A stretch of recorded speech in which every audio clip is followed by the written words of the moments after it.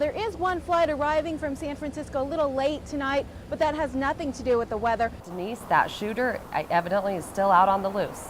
Yeah, deputies can't seem to find him or her. They don't even know at this point. This is a tricky intersection for anyone riding a bike. As you'll see, there's a white line separating the bike lane from the vehicle lane, but then the two lanes converge. And that fort included a campfire, and apparently they never quite put the flames out. And with the winds yesterday, that just kind of ignited this fire that you can see behind me. If you do head this way, you'll want to bring your sunglasses, because surrounding the highway are these high walls of snow, blindingly white snow. To give you a sense of just how high this is, I am 5'4", and this is a lot taller than I am. Well, it is dinner time, and as you mentioned, 1,200 meals are served here daily, and half of those happen right now during the evening supper. Some new sophisticated shops and restaurants are opening up, but then there are buildings like the one behind me with plenty of space. I've got my GoPro camera in place, ready to shoot some amazing video on the slopes.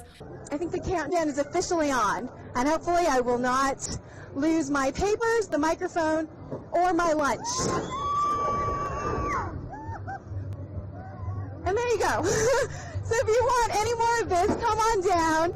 Admission is free today. And did you have a good time? Yes. Are you going to go on it again? Maybe. She's still thinking about it. I know. To cling onto a car and try and get the purse back? Gotta get that. Everyone needs friends like that. Everything's gone. Everything's gone, and I don't know what to tell my mom. The fire was first spotted in the basement just before 9 o'clock this morning. None of the family members were home, but a man who helps them out was. He saw smoke and ran out. Neighbors called 911. On the way taking my daughter to daycare, I saw the smoke. I prayed that it wasn't my friend's house, but unfortunately it was. I don't know where we're gonna stay. 21 firefighters sawing through walls and breaking down windows, trying to save the house Teresa Jurado and her two sisters grew up in. It's where they all still lived, with Teresa's 3 children and her mother.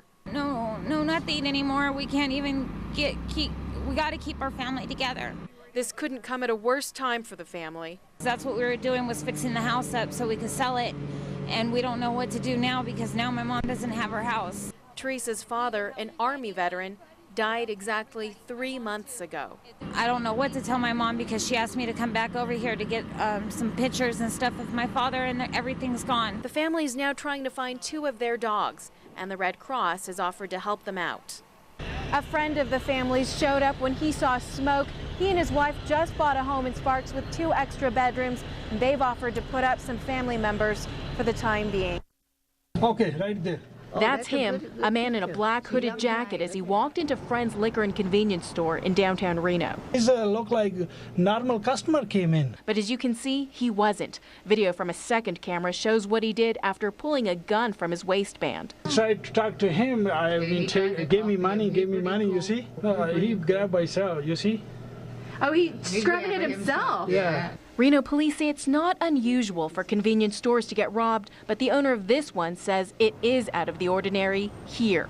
We owned this place 2003. So that's first time armed robbery, never happened before. Just minutes after that robbery, the clerks at 3 other convenience stores were held up by a gunman matching the description. At 10:08, he hit Jay Sean Market, just 1 block north. Then at 11:24, another armed robbery at this 7-Eleven off Gentry in South Virginia. The 4th happened 10 minutes later at this AM/PM on the 1300 block of South Virginia. It's just, I don't like it. People in downtown Reno say this isn't what they expect here, and they're hoping police can make an arrest. I do hope that they get this under control quickly, because then that will let other ones know that we're not going to tolerate it. Reno police have released a suspect description. They say he's a white man in his early 20s. They say he stands about 5'11" with a slim build, and he has a black eye. They're not sure at this point if it's his right eye or his left eye. You're darn tootin' we're over the snow here in Truckee. Everybody's a little bit, shall we say, frazzled. And cold after dealing with a series of storms that hasn't let up. Public Works crews have been doing all they can to keep the snow from piling up on the main roads. Crews have been working 12-hour shifts, 24/7, no days off the last week and a half. But all of this has to go somewhere. Take a look at this huge mound of snow behind me. That's what Public Works crews are putting together after dealing with all of this snow. This one behind me, it's about 25 feet tall. And it was just scooped up from one parking lot overnight. We are running out of nooks and crannies for snow. But not everyone's sick of this. Because it's beautiful out. It's snowing, it's white, it's cold. I'm really excited that it's snowing. We had a dry spell a while back, so all the skiers and snowboarders are pretty stoked about all the powder. If they can get to the resorts. You guys going to ski? Yeah. Okay. Can't do it, guys.